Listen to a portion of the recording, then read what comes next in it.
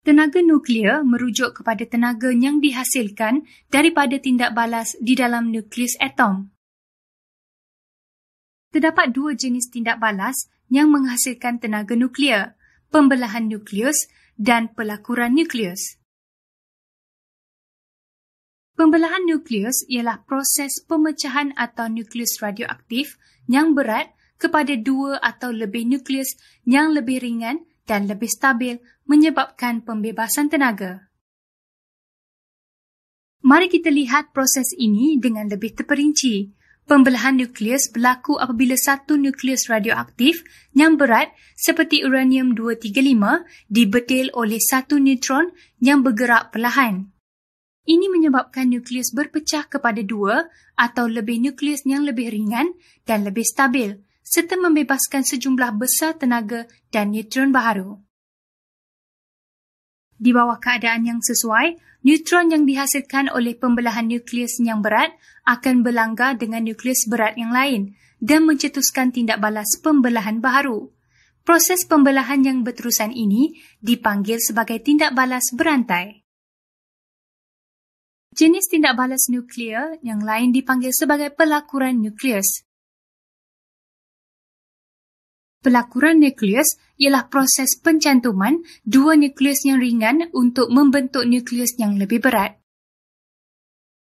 Sebagai contoh, dua nukleus ringan seperti deuterium dan tritium, kedua-duanya adalah isotop hidrogen, bergabung untuk membentuk helium yang mempunyai nukleus yang lebih berat.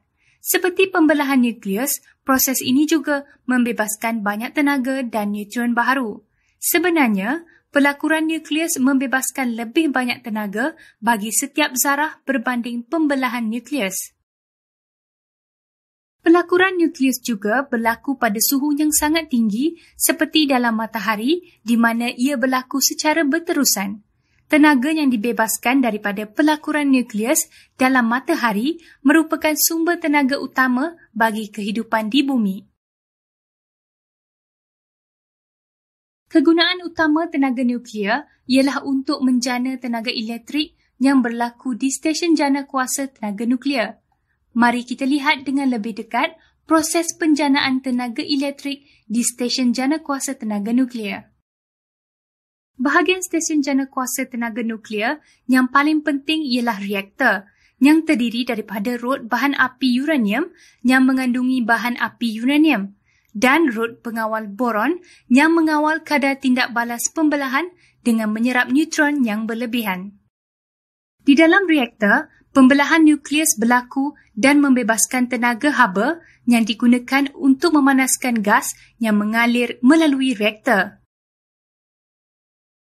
Gas yang panas kemudiannya dipindahkan ke penjana steam di mana ia menukarkan air kepada steam. Steam panas daripada penjana steam kemudiannya mengalir dan memutarkan turbin yang disambungkan kepada magnet di dalam penjana elektrik. Akhir sekali, tenaga elektrik dijana di dalam penjana elektrik melalui proses aruhan elektromagnet apabila magnet berputar di dalam gegelung. Selepas melalui turbin, steam yang panas dikumpulkan di dalam kondenser dan terkondensasi menjadi air untuk dikitar semula di dalam penjana steam. Banyak negara di dunia menggunakan tenaga nuklear bagi pelbagai sebab. Salah satu sebab ialah kekurangan sumber tenaga lain yang sangat mahal untuk diimport seperti arang batu dan petroleum. Sebab yang lain ialah permintaan terhadap tenaga yang tinggi di negara-negara dengan populasi yang besar dan ekonomi membangun seperti China dan Amerika Syarikat.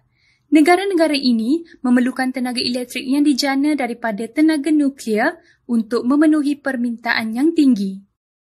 Sesetengah negara menghasilkan lebih banyak tenaga elektrik daripada yang diperlukan dengan tenaga nuklear. Dalam kes ini, negara-negara tersebut boleh membekalkan tenaga elektrik kepada negara-negara jiran untuk menambahkan pendapatan. Negara-negara dengan sejarah penggunaan tenaga nuklear yang panjang mempunyai lebih banyak teknologi yang maju pada hari ini untuk mengurangkan risiko yang berkaitan dengan reaktor nuklear, menjadikan tenaga nuklear sebagai sumber tenaga alternatif yang ideal.